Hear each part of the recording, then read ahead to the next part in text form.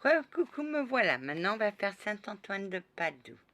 La médaille de Saint-Antoine de Padoue. Oh, mon saint. Oh, je l'aime. Fête le 13 juin.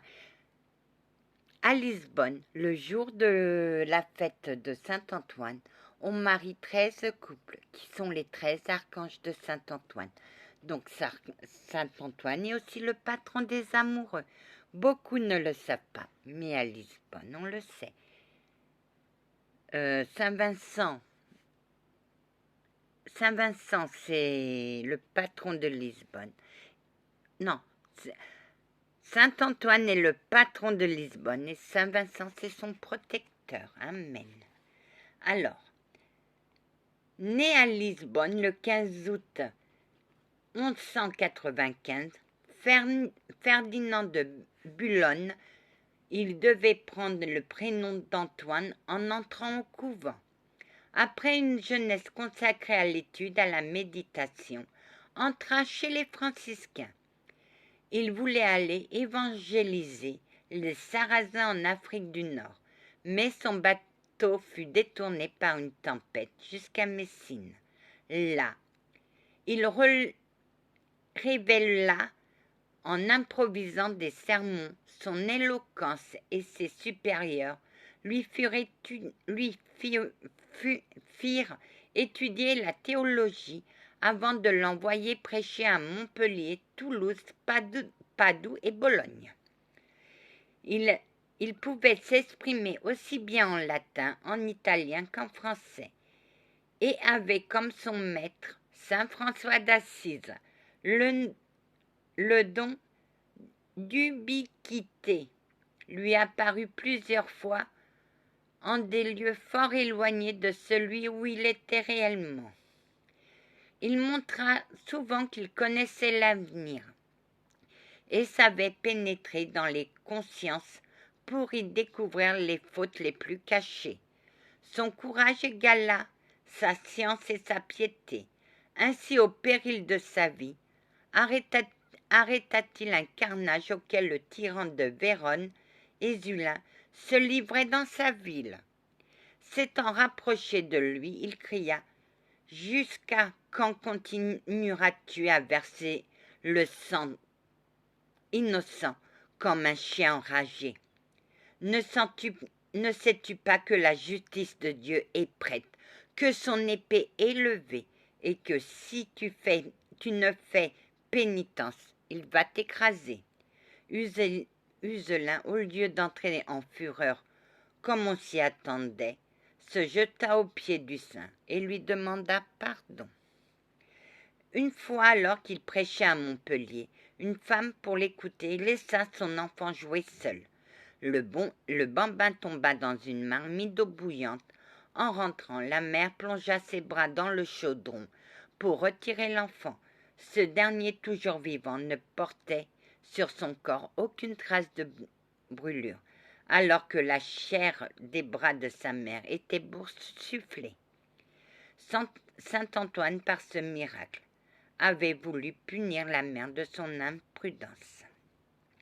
Antoine consacra les dernières années de sa vie à reformer son ordre.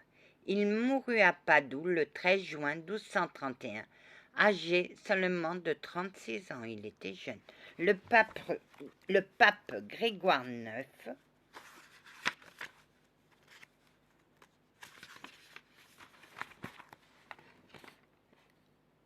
qu'il avait connu à Rome, le canonisa l'année même de sa mort.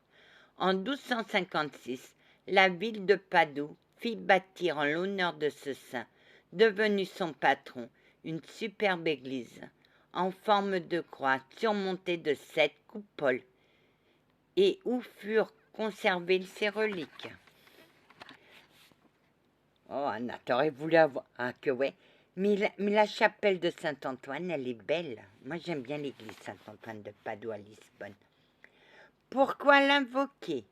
Lorsqu'une femme se prépare à accoucher, pour veiller sur les enfants lorsqu'ils sont seuls, lorsqu'on égare un objet. Quand l'invoquer? Le vendredi pour la préparation à l'accouchement, le lundi pour les enfants laissés seuls, le jour même où l'on constate la perte d'un objet précieux.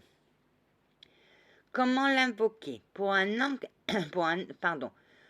accouchement sans complications et la surveillance des enfants?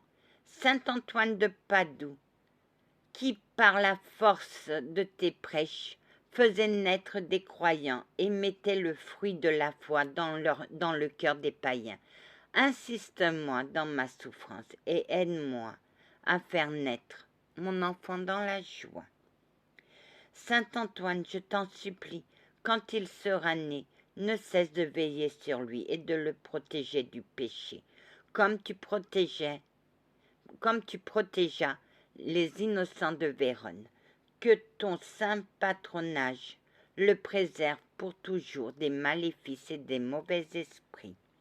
Aie pitié de lui, tu as pitié de moi, et écarte de lui, au nom du Seigneur, la maladie et les dangers. Amen. Pour trouver un objet, Saint Antoine de Padoue, toi qui as arraché aux malins des milliers d'âmes perdues, aide-moi à retrouver ce que j'ai égaré. Toi qui pouvais être en plusieurs endroits à la fois, montre-moi celui où se tient caché mon objet perdu. Inspire-moi sa découverte et je te promets, Saint Antoine de Padoue, de te faire une offrande si je le retrouve. Béni sois-tu pour tes bienfaits. Amen. Pour une fois, il y a une attention. Ah, il y a le triangle. Il faut toujours, si l'on fait appel à Saint Antoine de Padoue pour retrouver un objet égaré, lui verser une offrande, de préférence avant même d'avoir trouvé l'objet. On trouve d'ailleurs un tronc à cette intention dans les églises. Voilà. Et la suite? Ah. La médaille de Saint-Augustin, ce sera pour demain. Voilà. Attendez, on va faire un petit truc de carte. Ah, t'as envie, toi? Oui.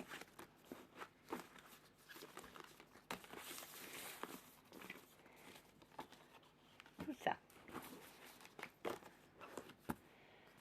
Ah.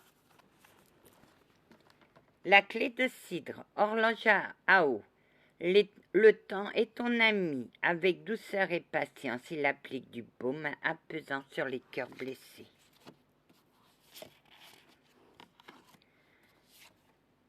Papyrus, la transmission. Grâce à moi, la connaissance est préservée et transmise. Tu n'es pas seul. Tu peux compter sur le savoir et l'expérience de ceux qui ont traversé jadis les mêmes épreuves que toi. Oh, regardez comme elles sont belles. L'huile de lotus. Décidément, ça revient toujours. Contacte intérieurement ta lignée royale, ressens la grandeur, la force, majesté et agis à partir de cette partie précieuse de ton être.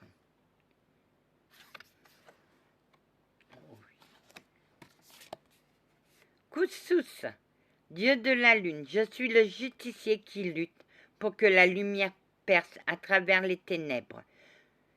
Dans tous les moments sombres, je suis là, à côté de toi.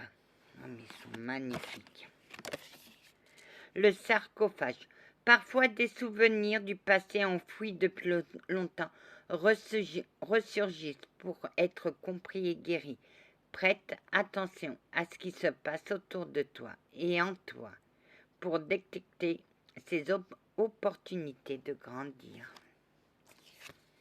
La felouque, bateau à voile. Comme il est bon de lâcher prise, de se laisser porter au gré du vent. Rien ne presse. Chaque chose arrive en son temps. Je ne suis pas pressée. Chaque chose va arriver en son temps. Amen. Et il faut que je... Voilà. Que la paix du Christ vous accompagne, ainsi que sa bénédiction. Amen.